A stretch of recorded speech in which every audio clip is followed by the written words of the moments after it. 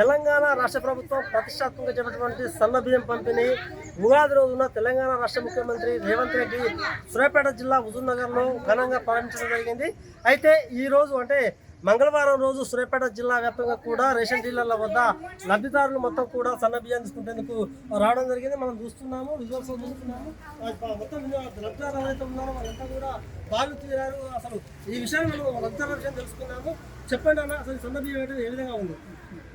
సన్న బియ్యం ఇవ్వడం అనేది చాలా మంచి సంతోషము. కొత్త సంవత్సరం వచ్చిన రోజు సందర్భంగా కాంగ్రెస్ పరిపాలన రావడంతో ఈ సన్న బియ్యం అనేది ఇస్తున్నారు. 10 సంవత్సరాలు కేసీఆర్ పరిపాలించి అన్ని దొడ్డు బియ్యమే ఇచ్చారు. ఆ దొడ్డు బియ్యము చాలామంది తినకపోయారు. ఈ సన్న బియ్యం ఇవ్వడం వల్ల నా దృష్టిలో, ప్రజల దృష్టిలో కనీసం ఒక 50% అన్నా పేదవాళ్ళు తినడానికి పనికి వస్తాయని నా ఉద్దేశం, అందరి ఉద్దేశం. సన్న బియ్యం ఇవ్వటం చాలా సంతోషము. ఇది కంటిన్యూగా ఇస్తే చాలా సంతోషంగా ఉంటారు ప్రజలు ఇది అని నేను ఆశిస్తున్నాను. మన దగ్గర ఇంకో లబ్ధిదారు బియ్యం తీసుకొని పోతున్నారు, వాళ్ళు మాట్లాడుతున్నారు. అమ్మ చెప్పమ్మా, ఎట్లా ఉందమ్మా ఇది?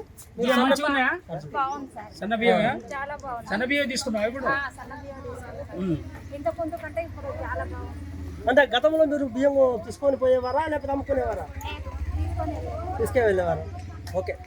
మన దగ్గర ఇంకో కొంతమంది లబ్ధిదారులు ఉన్నారు, వారి మాటలు తెలుసుకున్నాము. అసలు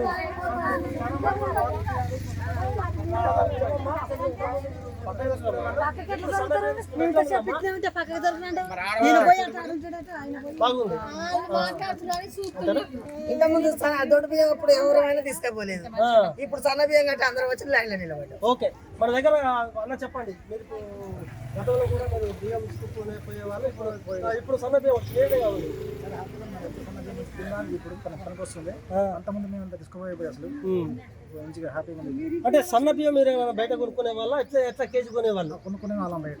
ఎట్లా కేజీ? 5,000 అట్లా టైంలో కొనుక్కునే వాళ్ళు. అంటే ఈ బియ్యం చివరి వరకు ఇస్తే బాగుంటుంది అనుకుంటా, మధ్యలో ఆపితే ఎట్లా పరిస్థితి ఏ విధంగా ఉంటుంది?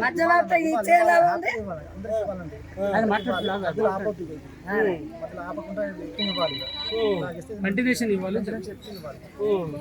ఓకే, చెప్పానా ఎట్లా ఉందన్నా బియ్యం? ఎట్లా ఉంది సన్న బియ్యం? అంటే కంటిన్యూస్గా ఇలా వేయడం వల్ల అందరికీ, సామాన్యులందరికీ మేలు జరుగుతుందని భావిస్తుంది. ఓకే.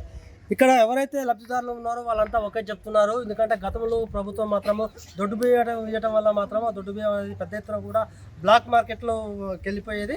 ఎవరు కూడా అరాకొర మాత్రమే మేము బియ్యం తీసుకునే వాళ్ళ మొత్తం కూడా డబ్బుల రూపంగా, లేకపోతే బియ్యం తీసుకున్న తర్వాత కూడా బ్లాక్ మార్కెట్లో విక్రయించే వాళ్ళం తప్ప ఎవరు కూడా సరిగా తినేవాళ్ళం కాదు. పెద్ద ఎత్తున కూడా దళారులు సొమ్ము చేసుకునేవారు. పెద్ద ఎత్తున కూడా వాళ్ళంతా దళాలు కూడా కోటీశ్వరులు అయిన దాఖలాలు ఉన్నాయి తప్ప మాకు ఏం కడుపు కూడా ఏమి ఉండలేదు. కానీ రాష్ట్ర ప్రభుత్వం మాత్రం ప్రతిష్టాత్మకంగా చేపట్టేటువంటి సన్న బియ్యం ఏదైతే ఉందో చివరి వరకు కూడా ఖచ్చితంగా కొనసాగితే మాత్రం బాగుంటుంది. మధ్యనే మళ్ళీ దీన్ని ఉపసంహరించుకుంటే మాత్రం ఖచ్చితంగా ప్రభుత్వం చెడ్డ వస్తుందని చెప్తున్నారు. అంతేకాదు, గతంలో మేము సన్న బియ్యం కావాలంటే కింటా 5,000, 6,000 రూపాయలు పెట్టి కొనేవాళ్ళం.